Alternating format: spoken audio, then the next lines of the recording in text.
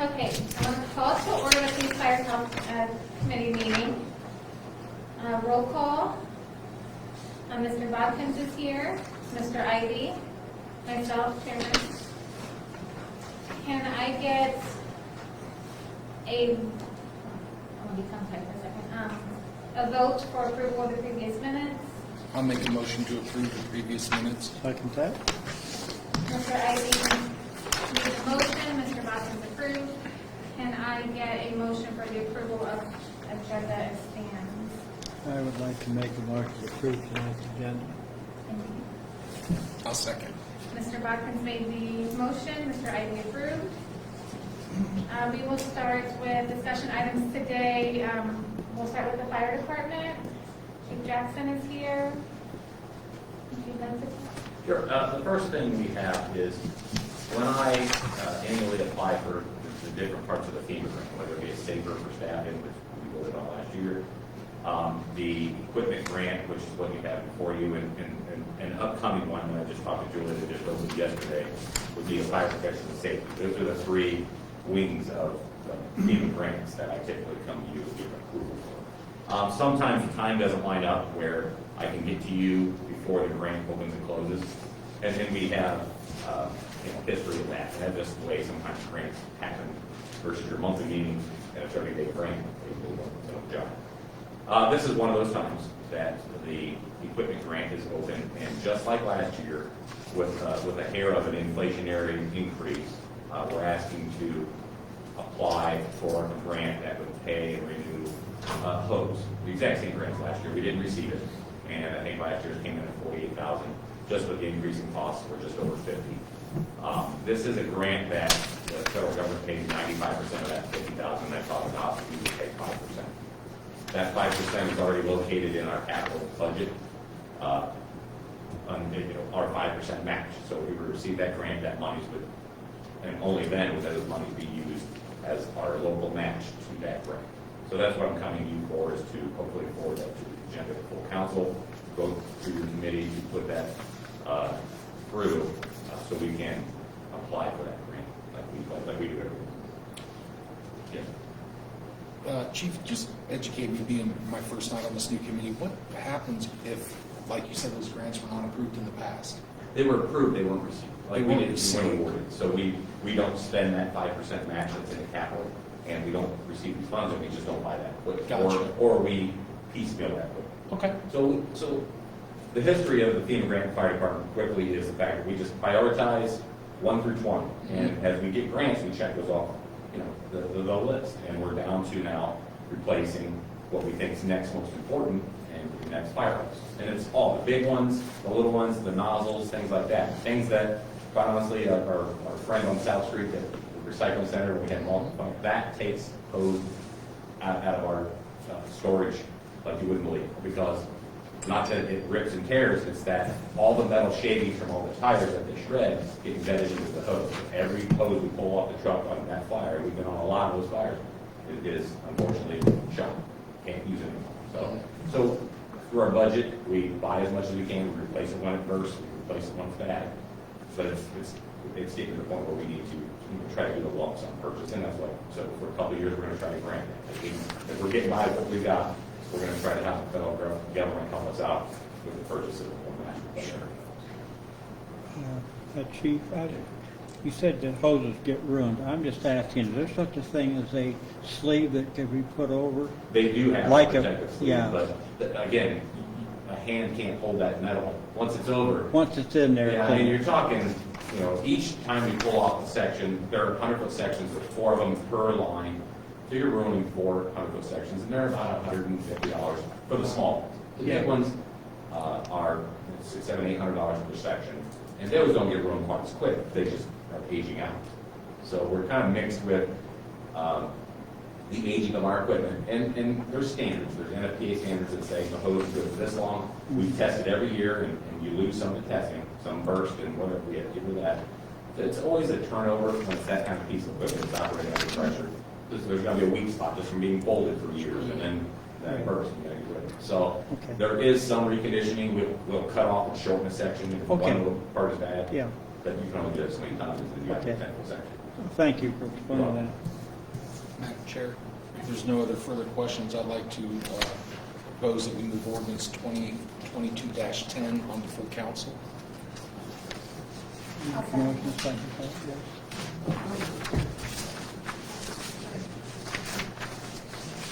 Then you would go all in favor. So all in favor? Aye. Aye.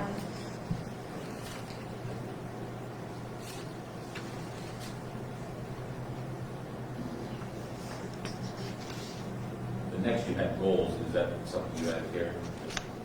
Just in general, goals for the fire department. Okay, and I brought some, and I handed out this kind of information sheet. It's actually a hard copy of just in Kwana's presentation, took the Kwana's off of it and brought it for your information since you're new to the committee. Quickly, I go through that and I'll cover the goals. That's our staffing at 20.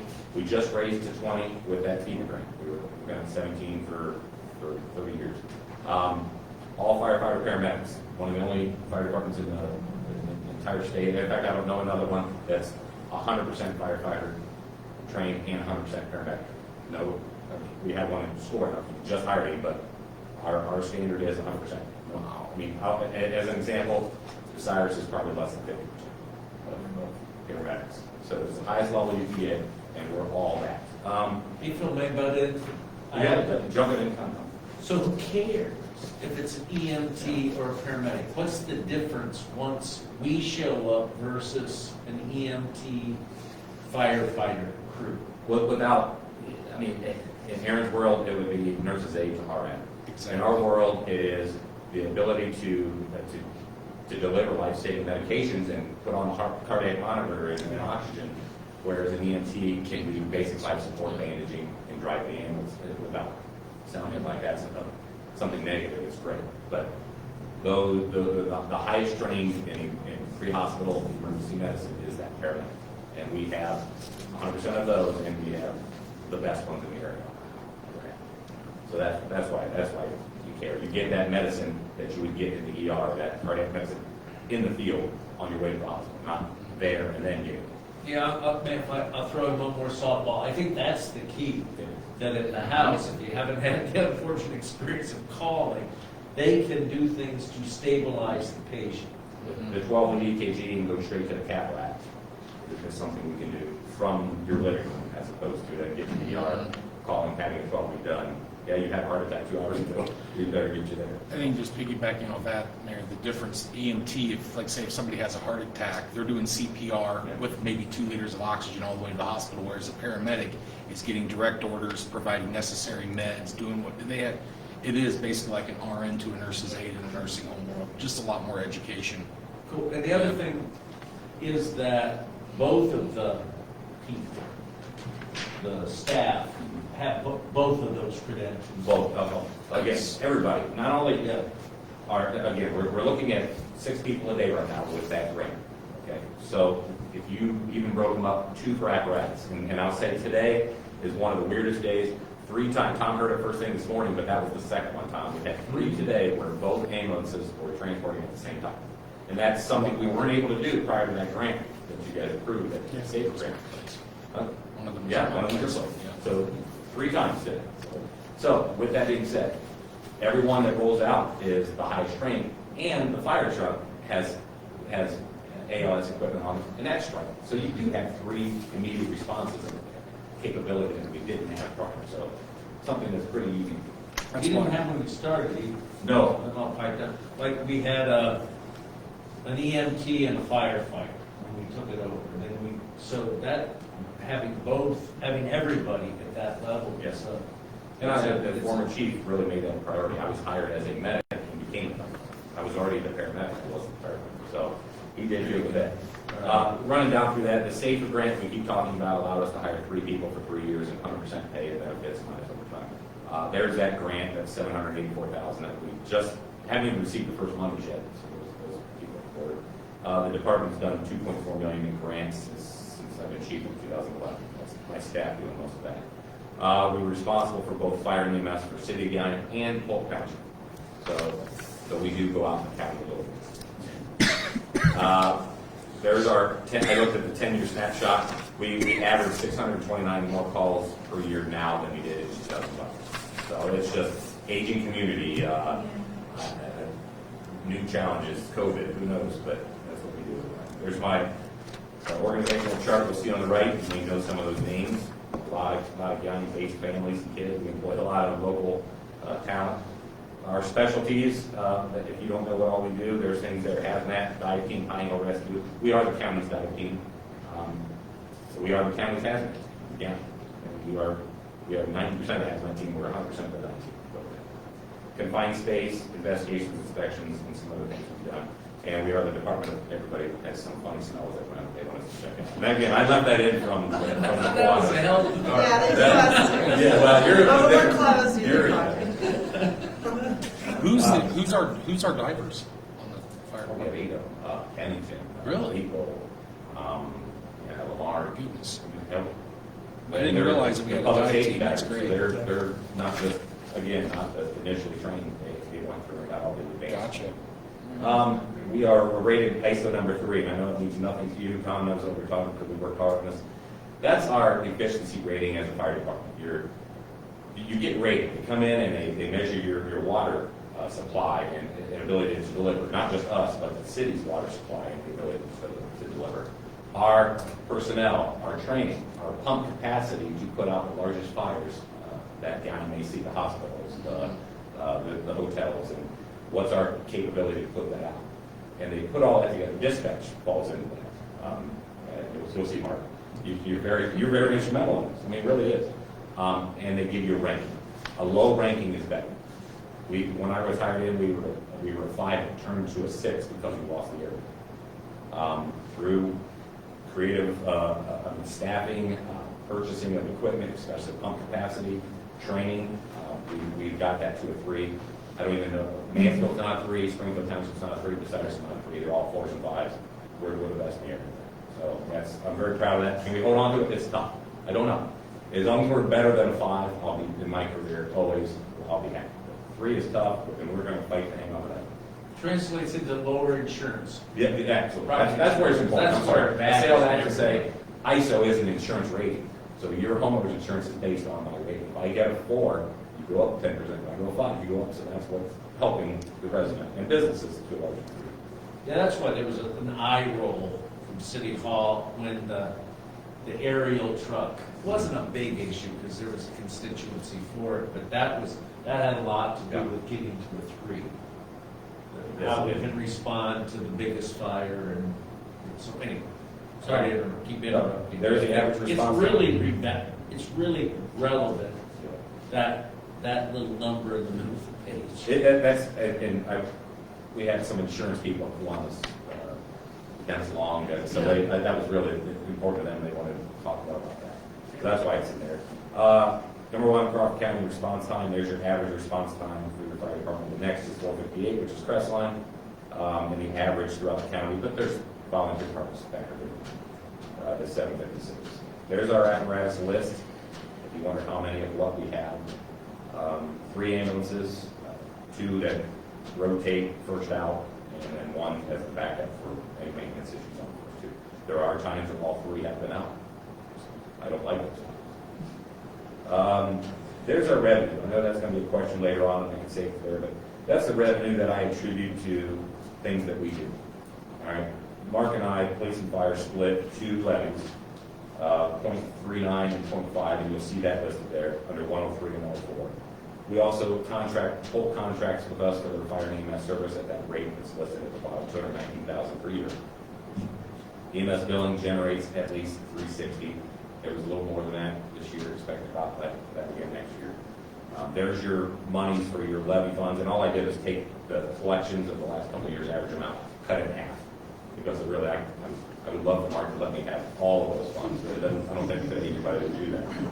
So that's half of what that fund brings in. So 0.39 brings in 1.1 to close to 1.2. That's half. 104 brings in 1.44. That's half. Other revenue things we do is cover football games, cover cross country meets, teach CPR, fire extinguisher classes to businesses, and so that revenue comes in there. And I didn't factor in grants, but again, we've had the last 10 years people feel more impact. 785,000 goes a long way, but that's our revenue. A question just off of something you just mentioned. You said something about the fire extinguisher for businesses. Do you guys check extinguishers for homes, like single family homes? I'm only asking because I'm a foster parent. I have an Yeah, extinguisher in my house. we do foster inspections, that's one, no charge, that's not a revenue stream, but we do all kinds of inspections. Those are usually throwaways, so there's checking them is, if the dial's bad, you just gotta go get a new one, so it wouldn't really Well, take. we long. had one like sitting for years, never used it, and one of my neighbors is a volunteer firefighter, and he said, just we were talking one day, and he said, "You have an extinguisher?" And I said, "Yeah." He said, "Go grab it," and I brought it out, and he said, "That's expired." Yeah, And I was like, "Oh." usually that, if it's good enough to have to be recharged and generated, you'd wanna take it to an extinguisher company to do that. We don't have the capability to do that, we can check it, but it's, again, looking at it like your friend did. But we do inspection, which, would tell you that you need it. Next slide. Goals, stick close to my budget that I have for this year. I'd like to get those new guys we talked about up to speed, so they're able to operate on a piece of apparatus by themselves, but just with another partner. Right now, they're in that PO program I'm familiar with, where they really don't count as that extra employee yet, although we use them a bunch of times today. We'd like to expand and grow our coverage area. That county is in flux. I don't love the ability to deliver service that the rest of the county has been given. I would love to be part of that, but it's all based on dollars and cents, and their governmental bodies choosing to go a different route.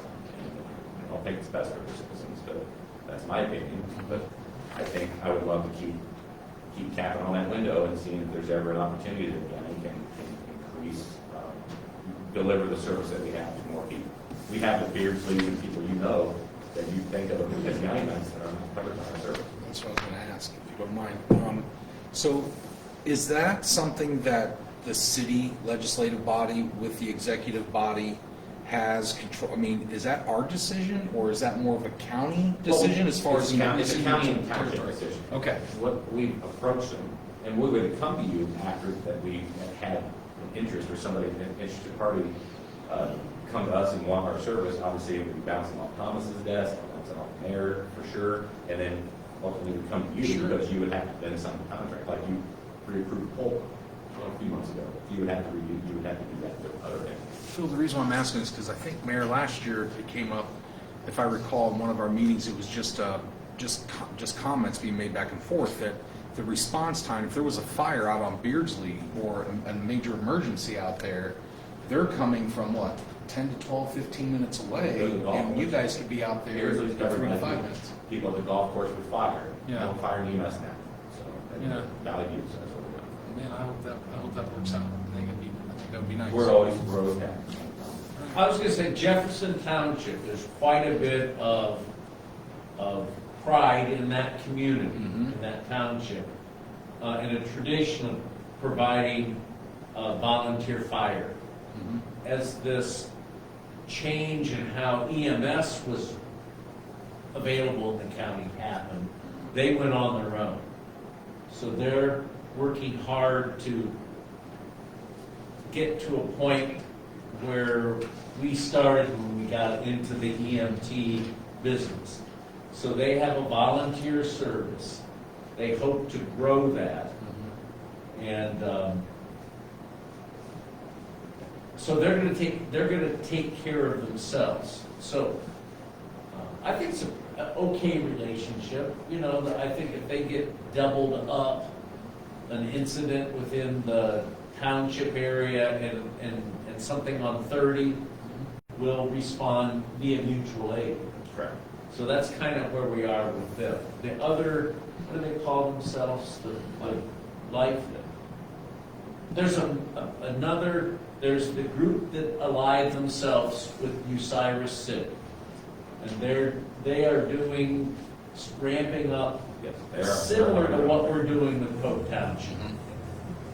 Both, no, that's not right. They have contracted for EMS service. EMS.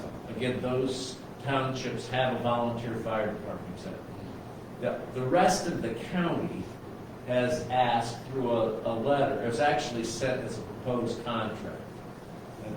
And Phil responded back to the person who's in charge of that other area. That I think we don't want to sign that contract they proposed. Have you seen it, Thomas?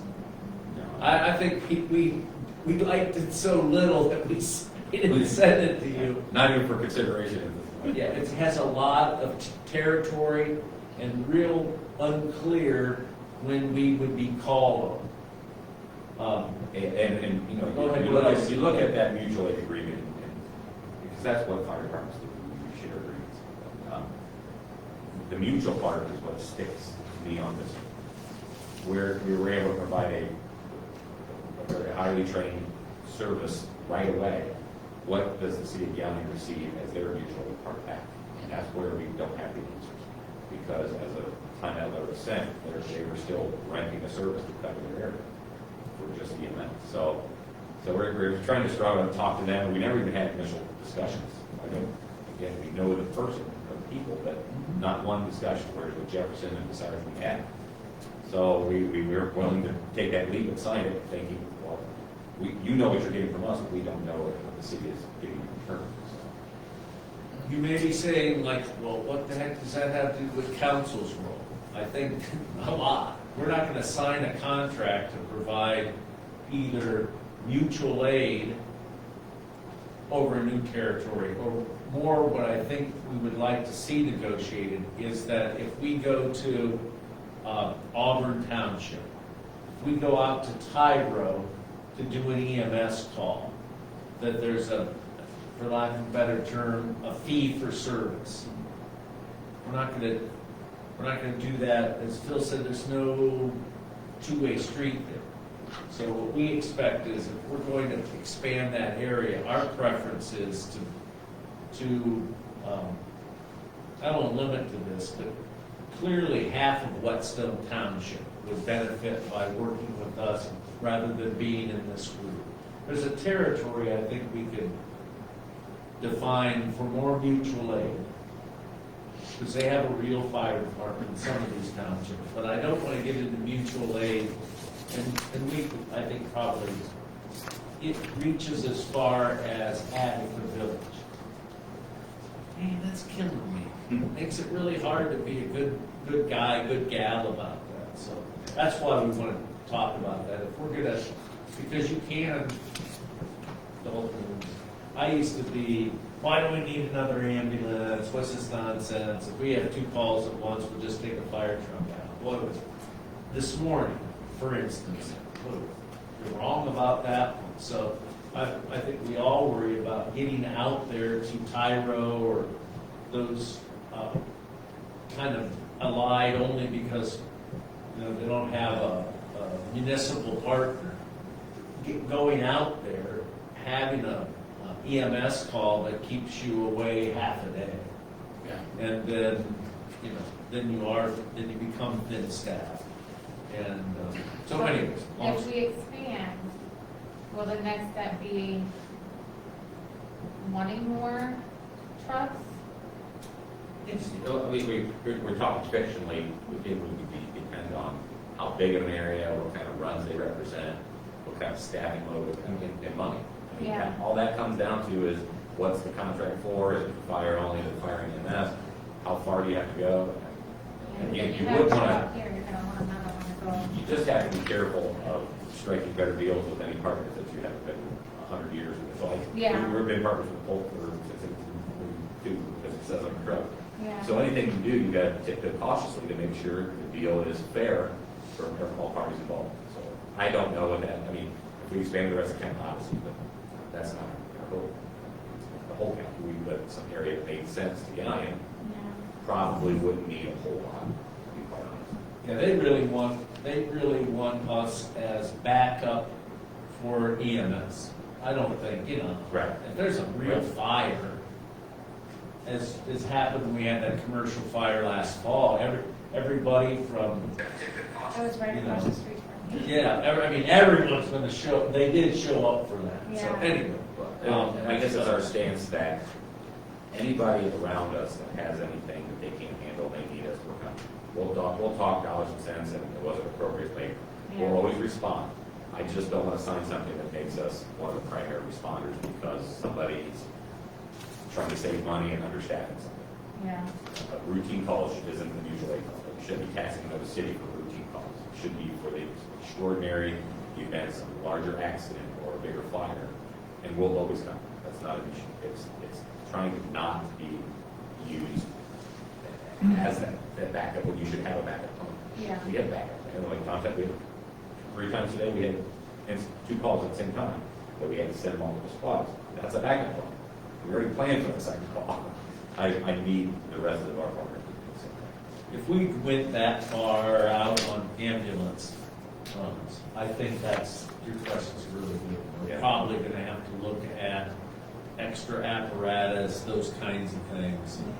Because you could call in a backup crew, but hope, they wouldn't have, they'd have to wait for someone to come back. But anyway, that's not getting too deep into the weeds on that. I think it's, Finishing my goals, the grant stuff. Obviously, I'm always looking at it, hoping we realize this. Again, I'll be coming to you again with one for the safety equipment, which that extinguisher trainer is one we're gonna try to get updated. We got a video one now, it's a little lighter to carry around.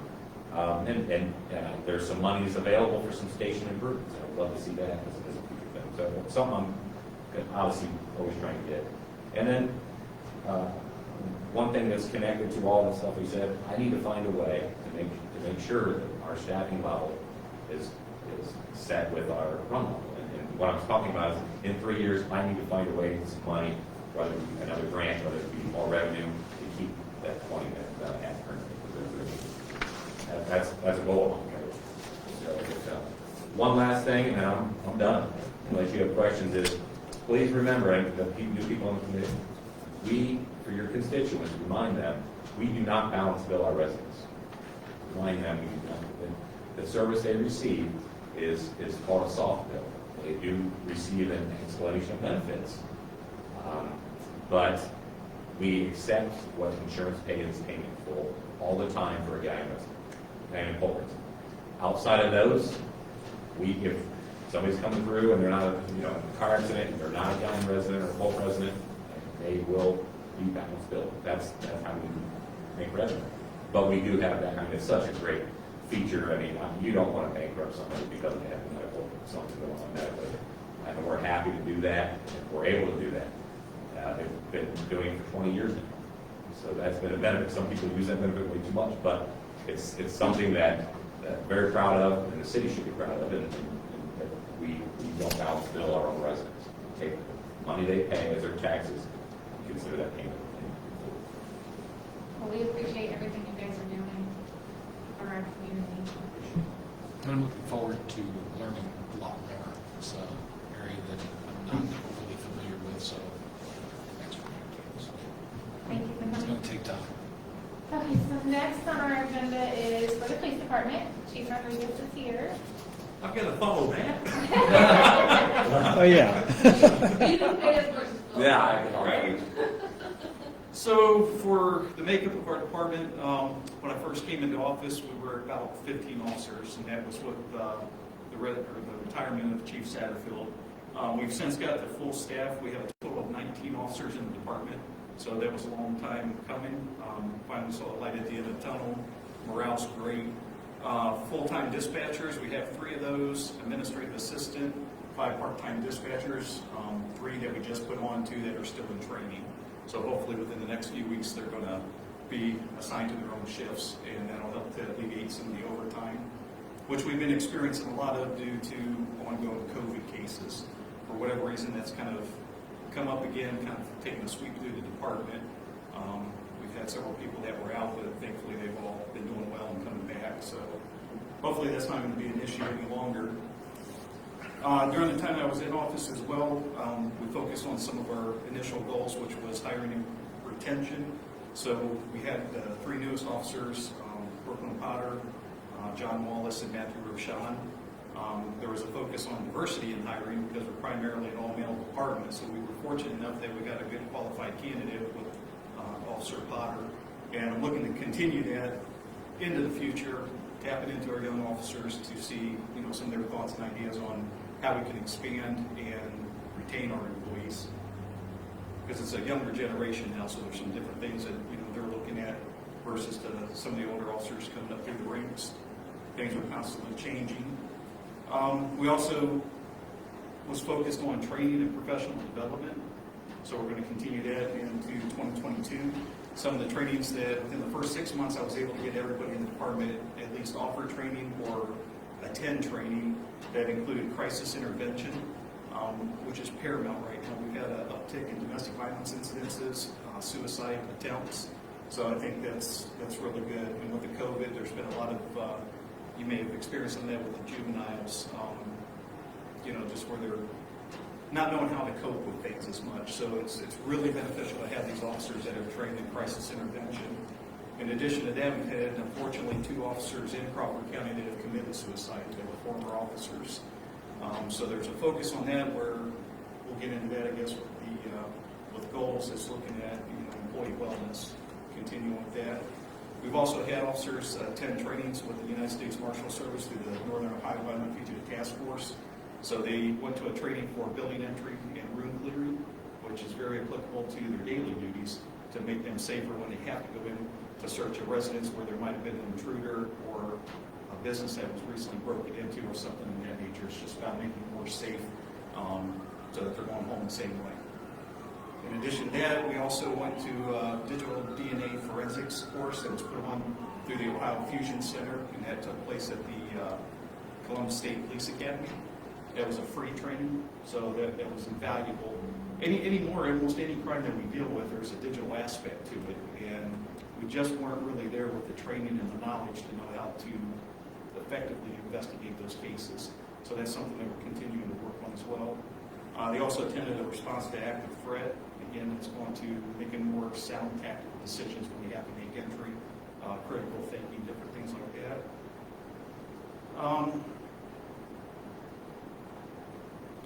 So yeah, we're going to continue to focus on that in professional development. Again, when I got into office with the staffing levels, Lieutenant Ryan Strange has recently promoted to the Detective Bureau. So he kind of took over my old spot in supervising that. Darren Patrick was promoted to detective, so he's recently in there as well. So there's 3 right now. They're just flowing really, really well. Within the last couple of months, there was 3 businesses that were broken into, which was Flex Packaging. They were able to identify a suspect there, track him down to Georgia, ended up going down there picking him up. So that was a great case. They did a really good job with that.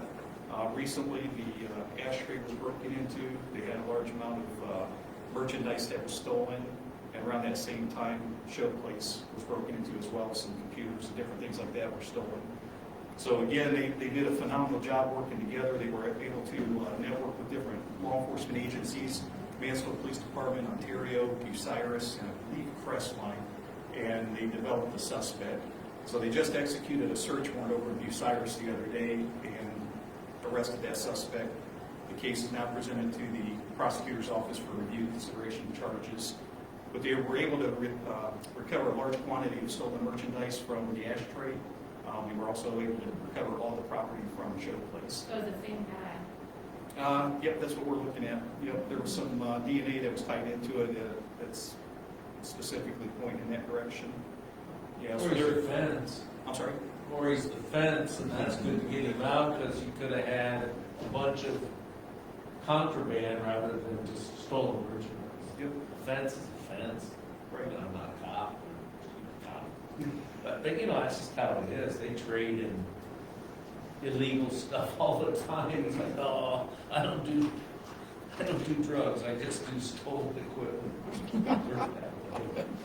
And then in addition to that, there's been a primary focus in the Detective Bureau, specifically Detective Lieutenant Strange, wanted to focus on flexing out their schedule because primarily they work during the daytime. So they wanted to work with some of the younger officers in the afternoon to try to develop them in their patrol tactics and different things like that. So we started working with the patrol unit and also our K9 unit, and they've been making some unbelievable seizures. They recovered some firearms, of course, a lot of drugs. They were instrumental in assisting the county in a search warrant where a large quantity of money was seized in addition to drugs, guns, different things like that. So we're looking to continue working in partnership with the K9 unit and patrol officers as well. Can I ask, so said you're always looking for grants. Is there grants for the police department too, that will help you guys at all? There are, we haven't had a whole lot of experience with that in the past, so that's something that I'm considering looking at.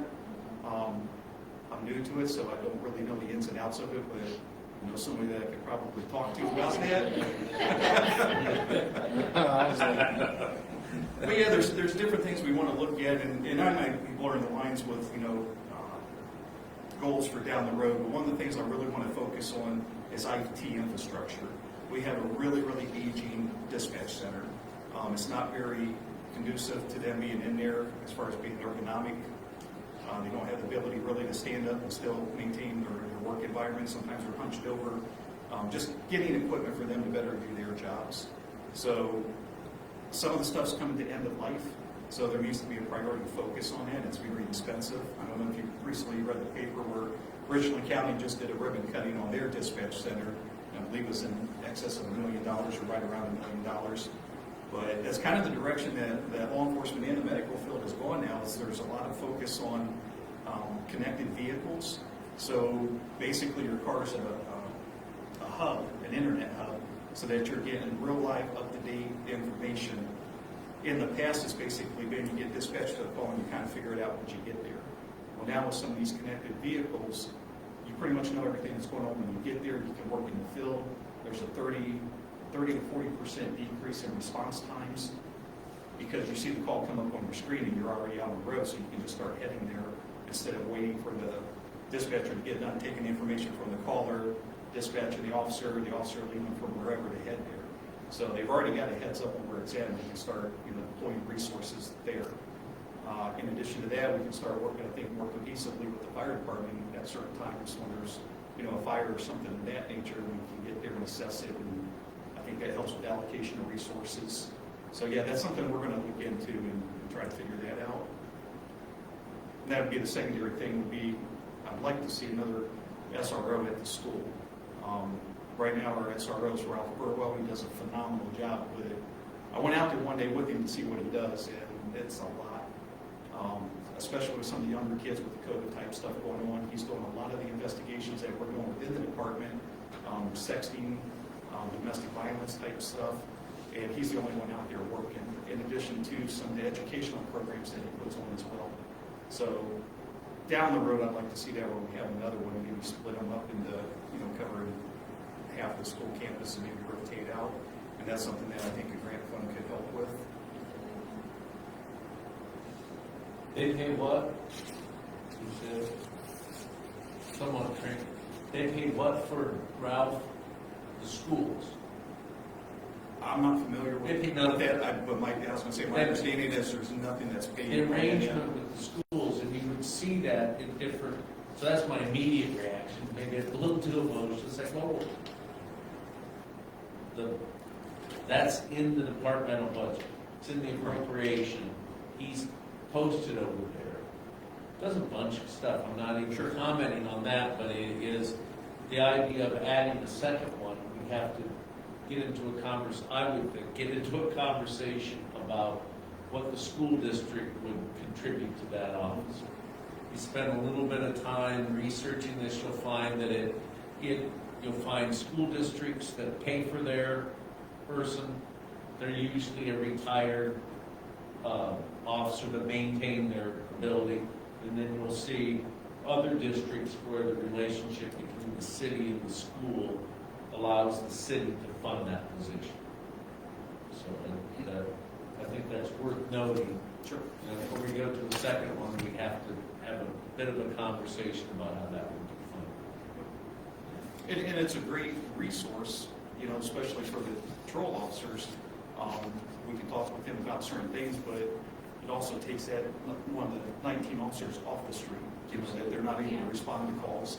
So even though we have 19, in actuality, we have 18 on the road. I was just thinking, Andy and Phil and I went to school together, and who would think that 30 years later we'd be talking about multiple police officers? I mean, times have changed so much. Well, some of us are. Well, Some of us back in are our day, we had talking Loopy about and the teachers, right? We had Loopy and the teachers.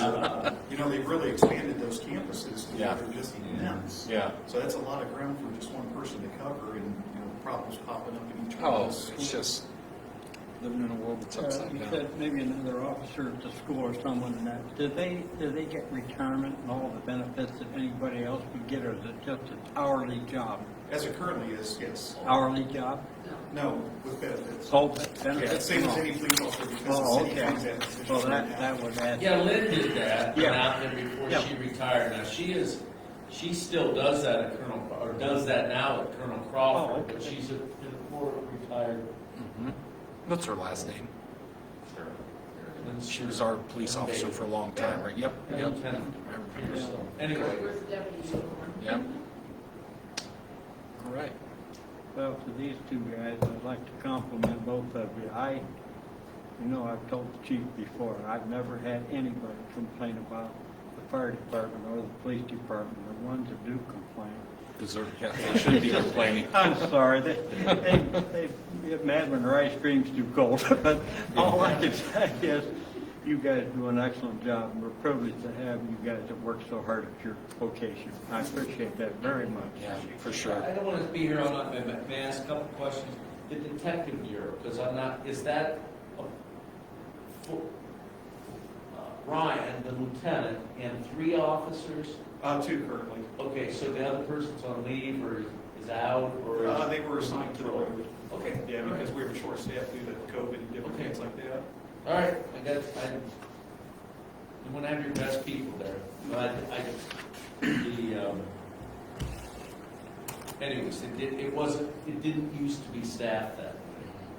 And there wasn't a lieutenant there. Gosh, how many years ago did you move into that role versus the 3-4 years? Yeah, The lieutenant about over 4. the detective bureau versus, yeah. Right. Well, I think that's a good thing. People who you might hear complain that, you know, I had a property crime and nobody was there, nobody investigated. I don't hear that. And I think that speaks to being able to send somebody out versus having the patrolman on duty with no one to hand that case to. So I think that's one of the areas that anybody who has that misfortune, we're dealing with that. I got one more question, one more point.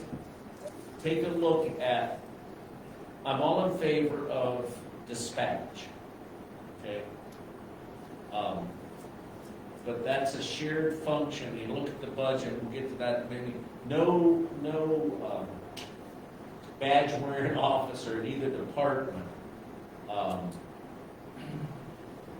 is funded now out of the general income tax, okay, out of 101 budget income. The 2 people in each department are funded that way.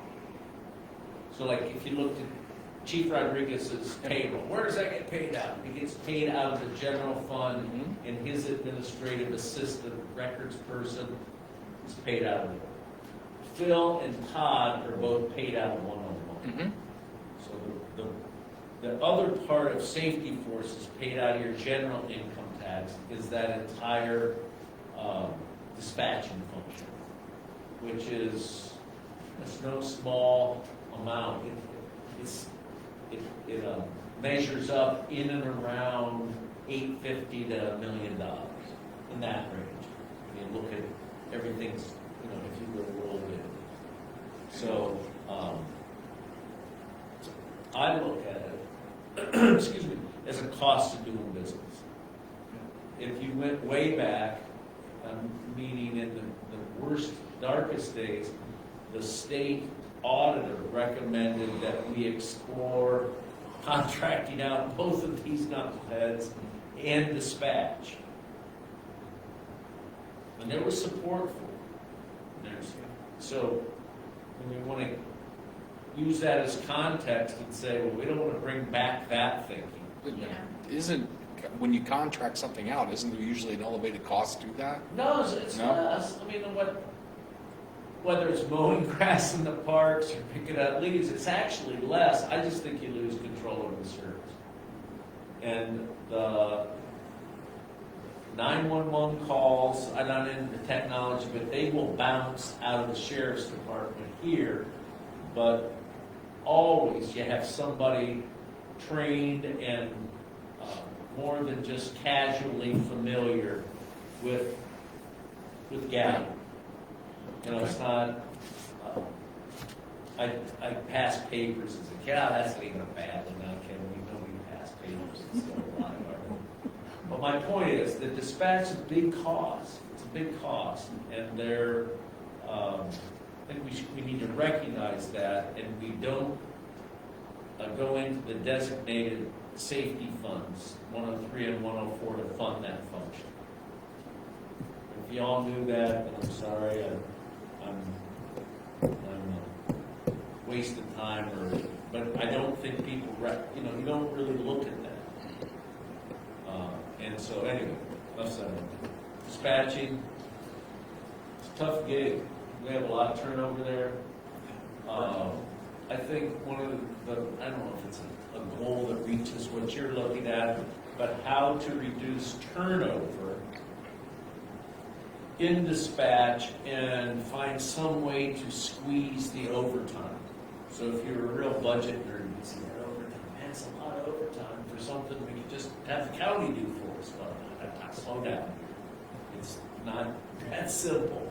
So those are two things that I think, and both departments are affected by that, and everyone who calls are affected by a less experienced and part-time dispatcher. So it's kind of an expensive function, but it's something that if we're going to put a price tag on that equipment, because we've talked just kind of on the new dispatching console, ergonomic stuff. That's probably going to be about $1 million, Yeah. $1.3 million. So you want to, that would be the whole. The one computer that's near an end of life, or that is at end of life, what I was told was $50,000.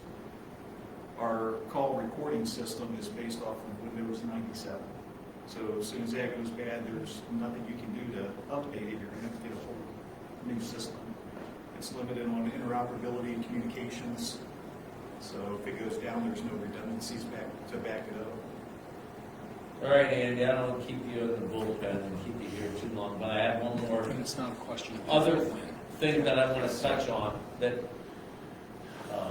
late last year, there were two expenses that the chief invested in. I don't even know if they're good, but it's new radios downstairs and new firearms.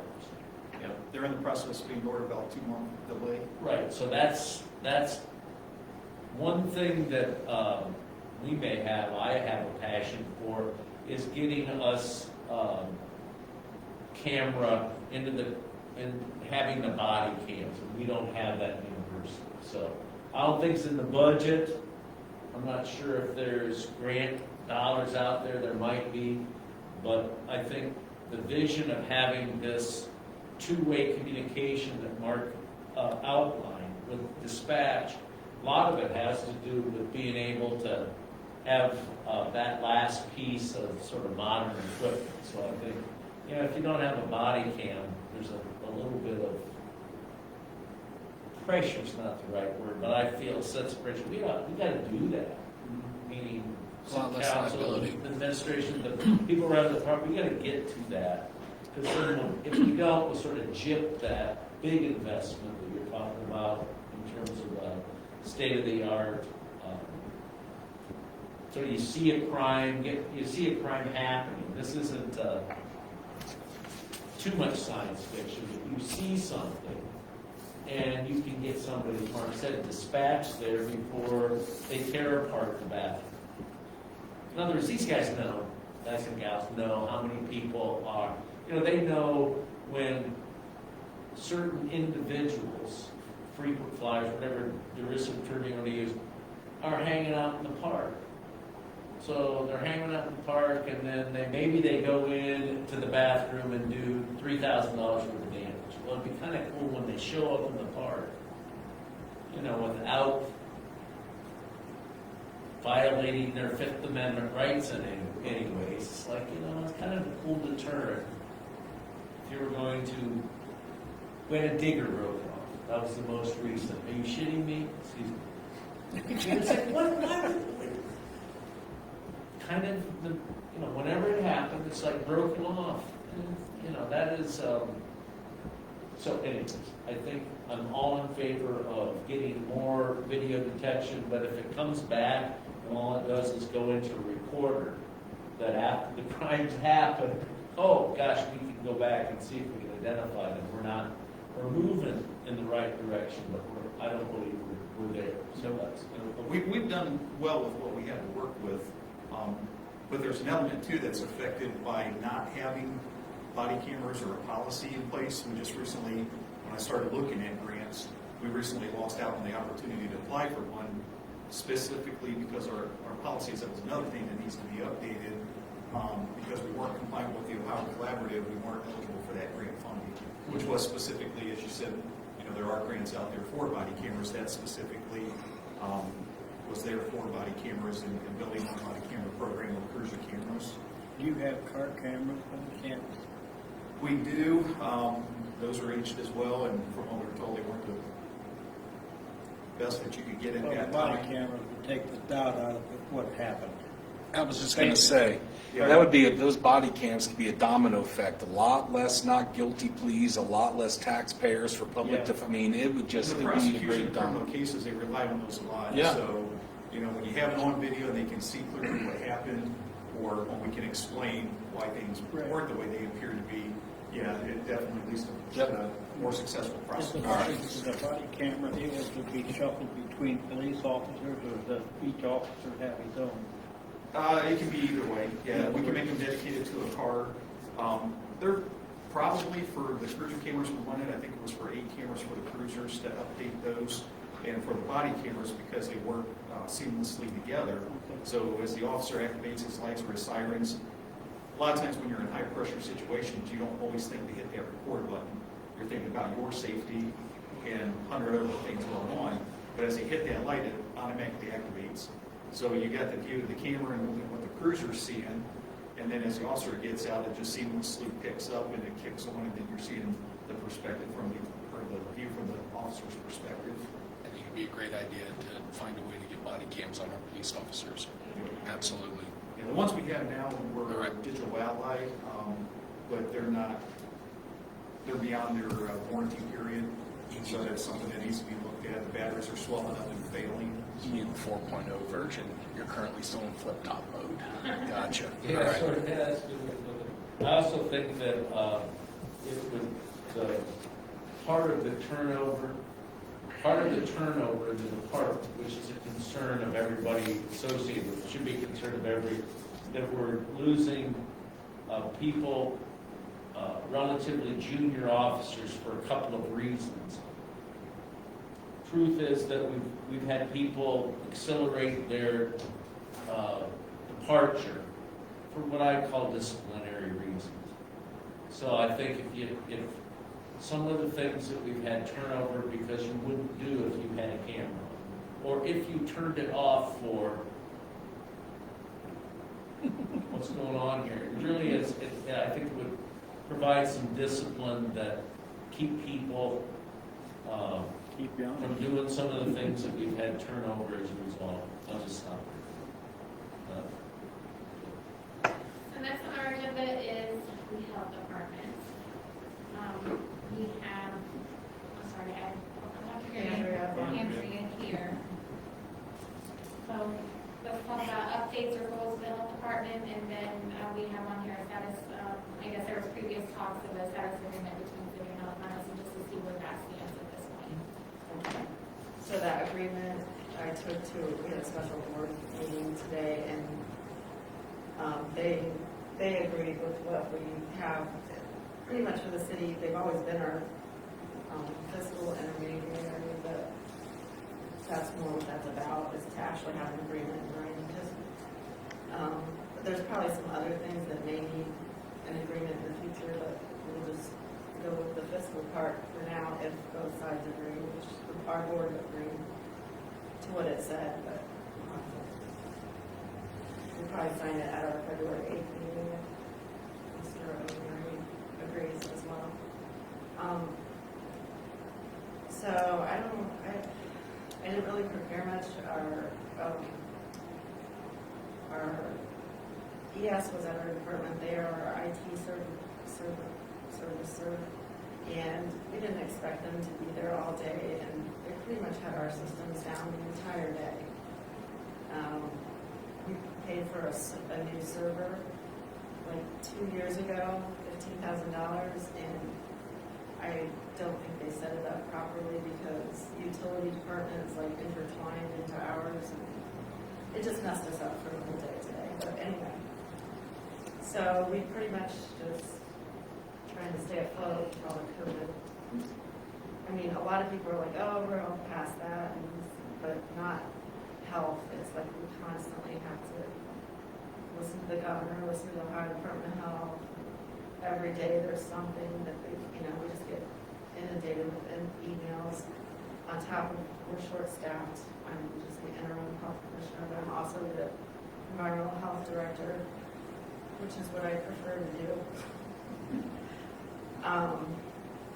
And then we've had all these grants thrown at us. Sometimes they're just like, you get this much money. It's not even a grant we applied for, and you're going to spend it on this for COVID. It's just been a lot of work that we don't normally do. So, I mean, we're trying to get back to some of the stuff we've been doing. We thought maybe this summer we were, and then it just, like all health departments in Ohio have to get public health accredited nationally by the National Public Health Accreditation Board. Now they've extended it to 2025. But that was put into Ohio Revised Code. So to exist as a public health department, you have to be nationally accredited by them. Otherwise, you can't do any of the programs where you receive the state funding. So that's something we've been working on for years here, probably before I came in 2017. But then our health commissioner quit last March or whatever. And we were trying, COVID hit a bunch of people, and we were going to have our site visit by the National Public Health Accreditation Board in May of 2020. We had all of our documentation submitted. So that all got pushed back, and then, all that happened this year in this past year in 21. So we finally just really went to work and got all of our stuff ready and told them we wanted to do our site visit. And so we had it scheduled for September because they were still doing a virtual site visits. So it was September 1st, 2nd, and 3rd, and we muddled through all that. And we thought we were going to get a report back, like most health departments. And most health departments in Ohio have been given like an action report, like you have to do all these things to, meet the criteria within a year. Well, they told us like November 15th we would find out. Well, they didn't get our work done, so now we don't find out till February 15th, which we're expecting we'll get an action plan because, we're smaller and we'll have to comply with things, but we should have a year to, we'll figure out where to go from there. And we've also been actively trying to hire a health commissioner. And then we've had some other workforce development grants and stuff where we've been able to hire additional people to help with COVID, but a lot of those pieces didn't get into place until the beginning of this year. So now I think we employ, not full-time, but 13 people is the most we've ever had. Usually it was like 7 or 8. So our goal is to find out in February if we get accredited, and then start working on that, because it is a lot of work. Like Crawford County, for example, I think they had their virtual site visit last October of 2020. So I think all their stuff is due pretty soon.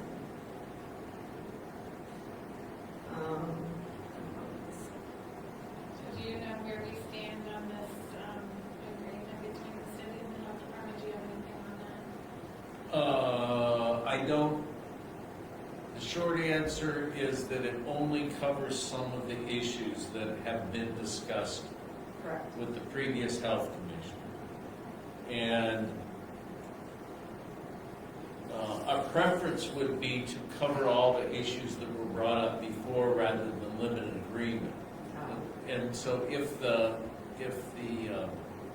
this gets in the way of getting the accreditation, that's what you need for bare bones. My understanding is that's what you need to satisfy the auditor's office. Yes. This auditor's office, not anything more than that. So I think so that's background. I think the answer is we'll take that as a base agreement and try to expand it. It doesn't, there are things like capital improvements, split of rent and utilities, leasehold improvements, those kinds of things that I think have are part of other things that probably need to be in an agreement. So that's I hope that's not, you're not surprised by any of that, are you? No. Here's what and I think what I would say positively is that I think they're initiating a proposed agreement which meets their needs and the requirements of the auditor's office. It's not everything they want. And so I think what I want to do with that agreement is build out from that. Can I share something with you? I wanted to thank Andrea. This conversation has been going on for 2 years or more. And the very first time I ever saw something from the health department with actual language and specific, where they stand on specific items in regard with her, she sent it to me in November. And so that is what has enabled this temporary, this base or whatever the managers call it, a core agreement to be a possibility, is because suddenly, this is happening. I wanted to thank you and your board for that. So I think there's an ordinance that the health department would prefer was voted out on the agenda, right? There's no ordinance before them tonight. Okay, all right, so we got a couple of weeks. Yes. I'm not against it as far as it goes, but we ought to agree to sit down and what's inbounds and out of bounds. What had escalated almost 2 years ago now, maybe a little longer, was the outside counsel had to be hired to represent the health department. There was a cold war, if you will, between the health department and City Hall that I think is thawing, things are better, and that's, I think, where Thomas's compliments, like, it's appropriate. It is, at least we have something to work on. It is, I agree with that. The issue with the outside counsel was that if I represent both the health department and the city and there's a disagreement, then there needs to be a separate counsel, separate attorney established for that. And there was one. And we had Mr. Ratliff from Cyrus. And we came to a conclusion at that time, at least temporarily, that we weren't going to be able to reach an agreement. So now, as I said before, this is at least a step forward with something that, Mr. Satterfield and the mayor have looked at the language and you shared that your board had looked at it tonight. And they were happy with it because you had that out kind of, they're like, if there's additional things, then Oh, yeah. a separate agreement. Yes, oh, yes, absolutely. So I think we're getting there, and that specific agreement will give us that's new. I might jump in. This proliferation, that's usually used as a word, it's like, oh God, that's a bad thing. But this growing, I can't think of another, all of these various funds in the health department. I think it's new to all of us, and we're just going to have to deal with it. It's this pushing out of COVID-related money, some of which we solicited, most of which just kind of came our way, as Andy's saying. Sort of it hits Olivia Roston, like, what do I do with this? That leads to this request for additional funds. I don't see that going away anytime soon. But on council, it seems like almost every meeting, we're creating another fund. Okay, so that's COVID driven. The other part is, hats off or bouquet, toss the health department's way. 3 or 4 years ago, before you joined the Gallatin Health Department, the board made a decision from a from a funding point of view, to solicit grants that cause the health department to provide services outside of just Gallatin City. So those have been, I've said it 2 or 3 times, don't want to debate the value, the worthiness of it, but from a funding point of view, it's worked real well, because there's certain administrative funds that these grants are entitled to bill against that have caused what a few years ago was almost ever ascending increase in the annual request from the health department to city council. That's leveled off, and I should have done a little more homework.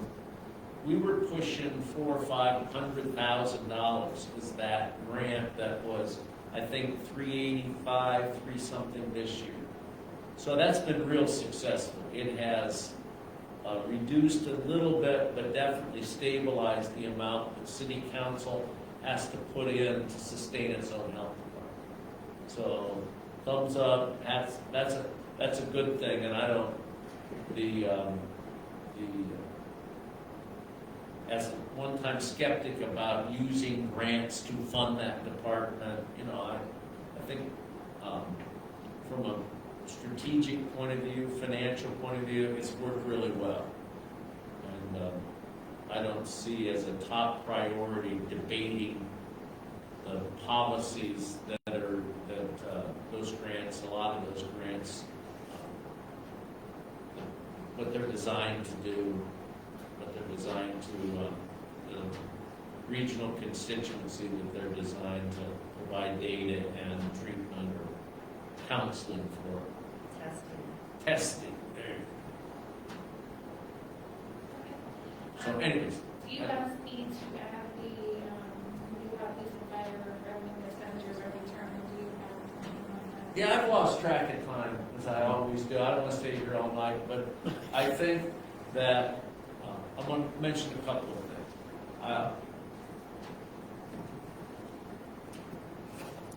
3 years ago, this will be the 3rd year that we stopped a practice. And it gets into that contract, what to do with the residual. What if we, gave more money to the health department than they used? What do we do with that money? So it used to be, from as much as I can know, the time those levies were passed, that if there was excess money at the end of the year in 103 and 104, that was transferred very late in the calendar fiscal year or very early in the next year back to the general fund. So it was, in my mind, really difficult to segregate the money that was voted for police and fire from the general fund. So this would be the 2nd full year. We moved 1 year, sort of shifted some cost, and then last budget year and this budget year, all of the rank and file, all of the road patrol, the detective bureau, everybody but the 4 I mentioned a while ago, are funded out of 103 and 104. Okay, there's a little bit of a concern. The 3 of us will watch it real closely. Auditor's office will as well, as to whether we're going to draw down Fund 103 so that when we get to the end of the year, there'll be, there won't be enough money. I'm more optimistic. So it's kind of an ongoing debate. 104 continues to generate more income than we're expensing out. And so we're going to keep an eye on it. What I expect in a worst case scenario, if somebody other than me is right on this issue, you may be asked to transfer some appropriation authority from 104 to 103, or we may internally just shift one of the guys or gals who are funded out of one of those funds and put it in the other. So this is whether or not we can have all of the road patrol, all the firefighters and paramedics funded out of 103 or 4, that's kind of an open question. But it still would be better, in the worst case scenario, is if we took excess 101 funds and used those to provide general governmental services. So that's part of what, and if you're looking at the budget, how did you arrive at why, I don't want to name names, but Patrolman A and Lieutenant B were funded out of 103 and not 104? Those kinds of things. If you wondered that question, I think it's each year we're going to try to balance so that those are steady states kind of in budget terms, so that revenue and expenditures in those two funds are as close to balanced as possible. To build on that, Tom. Yeah, Please. Some of that equation that he talks about is pretty complex in the fact that you've got to factor in single family coverage, health insurance at various rates, and seniority and lieutenant, and the rank structure and where they're at on the pay scale. So it's an ever-moving target to hit, but it's still working. Right now, last year it worked. It appears the numbers are going to work again this year with the way we've done it. I think they did make a transfer of 140, right?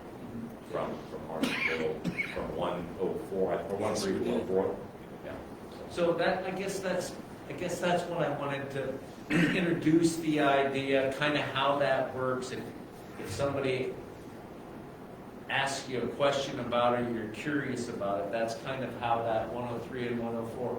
Again, only once since I've been mayor have we used it for anything other than salary and benefits. It seems to be last year we did some expensing of either a capital budget or something out of that. The folklore was it was in the budget, in the ordinance that was approved and then voted on by the people, that it had to be police and fire. It had to be payroll and benefits. It never said that in the ordinance. That's our goal, to keep it that way. But there was about 450,000 in 104, and it seemed to, Are both of those just a simple yes/no question? No. Awesome. Okay. Are these two separate levies? Police Yeah. levy, fire levy? The 103 he talks about is that 0.3 number. Yeah. And the additional is the 0.11 is the parks. And then the 0.5 is the one that was specially taxed when we were going into fiscal emergency for police and fire. So both of those are kind of worded almost identical on the ballot language of what was approved by council was for, like he said, safety services, police, fire, EMS, blah, blah, blah. But it does have a caveat in there with, it says fire equipment, it doesn't say anything about police equipment, which is weird. But it's earmarked for safety services. Very good. Very good, thank you. Yes. That's more than one word answer. He just said you yes. No, I never said, hey, umpiring, you never say the word you, right? Yeah, that's right. I never said you. That's right. So anyways, I hope you get, it's real important to get an overall understanding of the budget and how those positions are funded. Somebody might, like, why don't we have more? This issue of another district, like school resource office. The way it's set up now, that would work against another person on patrol. So you have a sort of balance. I'm not arguing that there's not benefit there, but that's a good thing to talk about. That was the purpose of having Mark talk about the department. Might turn out that we need a social worker, generally not in favor of having social workers teamed up with over-the-road patrolmen, but maybe that's what they do. Because a lot of Officer Burwell does over there is it's continuing, it sort of gravitates more to counseling than it is, open up that locker, I'm searching, and more of a law enforcement violations, school policies. It's a coupling up with school counselors. So anyways. So, yep. There's no other business? Okay, can I get a motion for adjournment? I'll make the motion to adjourn. I'll second. Mr. Watkins made the motion, and Mr. Eddie seconded. 8:16. All right. Got a lot of learning to do here. Yeah, I guess- Right, right, right, right, right. Got a lot of